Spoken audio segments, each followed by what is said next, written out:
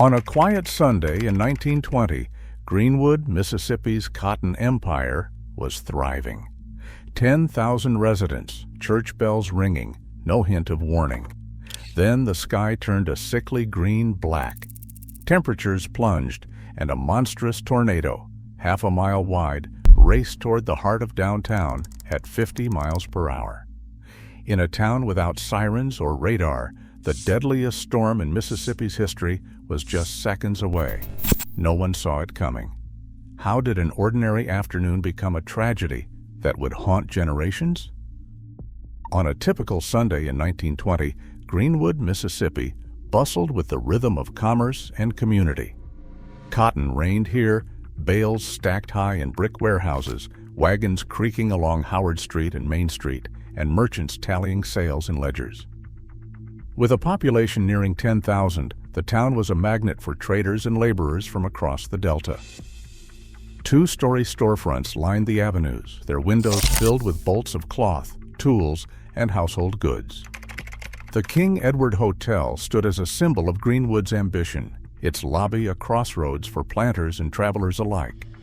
Church bells echoed across the rooftops as families gathered for Sunday services, their voices rising in hymns that drifted out into the streets. Children played along the sidewalks while mothers browsed the shelves at the corner grocer. The air carried the scent of river mud and cottonseed oil, a reminder of the land's bounty and the industry it fueled. By afternoon, the downtown district hummed with activity. Men lingered on benches outside the courthouse, swapping news and stories.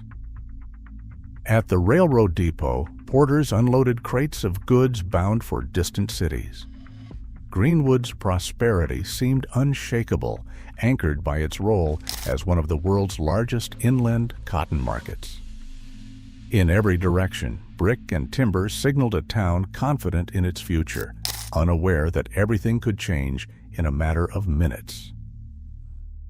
By late afternoon, a strange hush settled over Greenwood. The sky to the southwest took on an unnatural greenish-black cast, swallowing the sunlight and throwing long shadows across Howard Street. At 4:30 in the afternoon, the temperature fell sharply by 15 degrees in a matter of minutes, sending a chill through the air that hadn't been there moments before. Trees along Main Street bent under the force of a sudden wind, their branches scraping against brick facades and rattling window panes. Inside the churches, ministers paused mid-sermon as the congregation grew restless. Mothers gripped their children's hands a little tighter, eyes darting toward the stained glass windows now flickering with the shifting light. Some worshipers whispered prayers, uneasy with the silence that pressed in between each gust of wind. Outside, a low, distant rumble rolled in from the horizon, a sound some would later compare to a freight train, growing louder with each passing second. Shopkeepers stepped outside their doors, scanning the horizon for answers, while children abandoned their games and hurried home. No warning bells rang. There were no sirens, no radio bulletins, no urgent telegraph messages to alert the town. In 1920, the only clues were in the air itself, the sudden cold, the color of the clouds, and a gathering roar that seemed to come from everywhere and nowhere at once. Greenwood stood on the edge of something vast and unseen, its people left to read the sky and wonder what was coming. Southwest of Greenwood, in the open fields of Leflore County, the storm's fury took shape. Without warning, a column of wind twisted down from the churning sky, growing wider with each second until it spanned nearly 3/4 of a mile. Sharecropper cabins and plantation homes stood no chance. Roofs vanished in an instant, walls crumbled, and entire families were swept up in a torrent of splintered wood and flying debris. Chickens, wagons, and livestock were hurled across cotton rows as the tornado carved a path of destruction at nearly 50 miles per hour, racing northeast. The funnel, black as midnight and dense with debris, devoured everything in its path. Survivors later described a darkness so complete it blotted out the sun, a roar so loud it drowned out every human voice. With no way to warn the town ahead, the tornado pressed on, gathering force and debris, its sights set on the heart of Greenwood. In the span of minutes, lives and livelihoods scattered across the countryside, leaving behind only shattered timbers and silence. As the monster advanced toward the city's edge, the tornado reached the banks of the Yazoo River with a force that defied belief. Water churned beneath the funnel as it crossed, dragging up spray and snapping trees along the shoreline. In seconds, the western edge of downtown Greenwood was exposed to the heart of the storm. The King Edward Hotel, a 3-story brick landmark on Howard Street, bore the brunt of the first impact. Inside, guests had gathered in the lobby, waiting out the strange weather. Some had just finished their Sunday meals, others lingered over coffee, unaware of the danger bearing down on them. The building's walls began to tremble, windows rattling with a sound like gunfire. Then, with a roar louder than any locomotive, the tornado struck. The entire facade buckled inward. Bricks and timber rained down, floors pancaked one atop the other, trapping dozens beneath tons of rubble. The hotel's neon sign vanished into the storm, carried away like a scrap of paper. For those inside, there was no time to flee, just a moment of confusion, then darkness and silence broken only by the cries of the injured.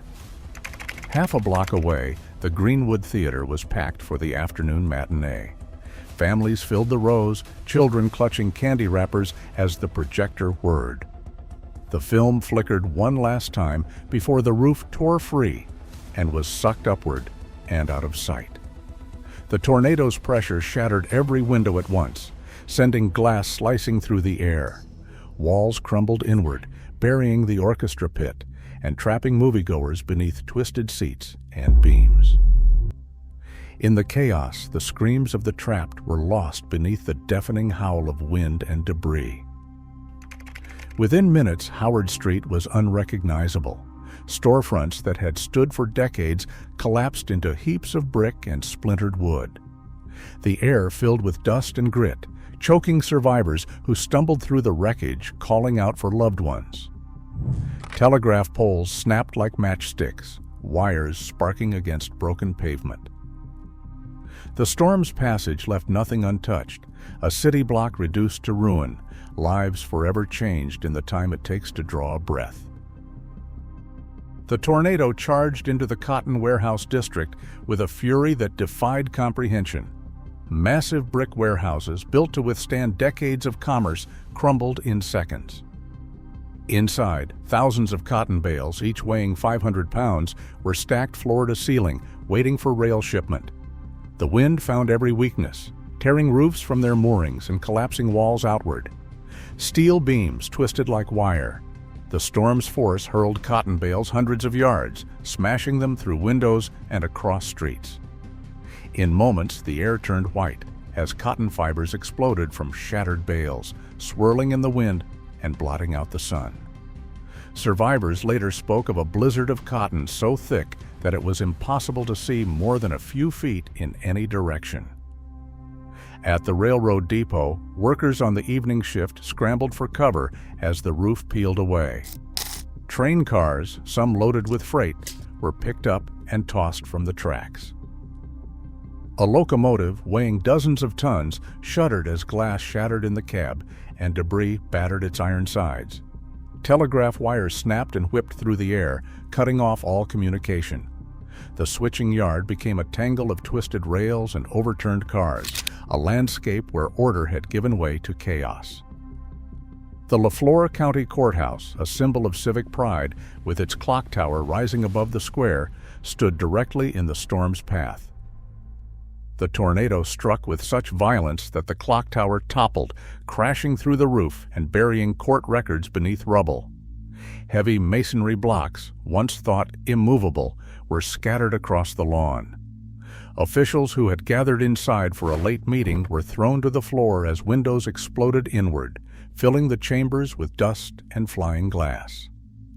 Everywhere, the city's lifeblood, the cotton trade, the rail lines, the institutions of government, was torn apart in a matter of minutes. The economic heart of Greenwood, built on decades of labor and trade, was left in ruins. In the stunned silence that followed, the only sound was the settling of debris and the distant cries of those still trapped beneath the wreckage. In the wake of the storm, the scale of loss revealed itself not through numbers, but in the fragments of lives left behind. On a quiet street, the remains of a small house cradled a scene of heartbreaking devotion. A young mother was found in her bathtub, arms wrapped around her 3 children. The walls had collapsed inward, burying them beneath splintered beams and shattered glass. Neighbors later said she tried to shield her little ones from the worst of the wind, holding them close as the world outside was torn apart. All 4 were lost in an instant, a family erased in the space of a single breath. Elsewhere, a church stood in ruins, its sanctuary roof caved in where an elderly couple had taken their usual pew. They had come that day to celebrate 50 years of marriage, surrounded by friends and familiar hymns. The storm found them at prayer, the ceiling giving way under the force of the wind. In the aftermath, the couple was discovered side by side, hands still clasped together beneath the rubble. For those who knew them, there was comfort in the thought that they had not faced the end together. A respected local doctor, known for making house calls at all hours, vanished as the tornado struck.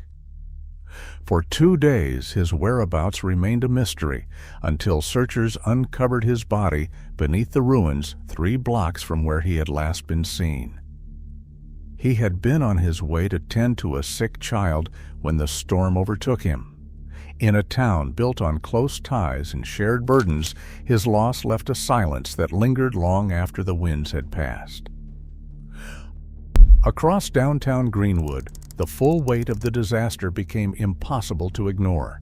Where 12 city blocks once stood, marked by busy storefronts, cotton warehouses, and the hum of daily life, there was now only a wasteland of shattered brick, twisted metal, and splintered timber.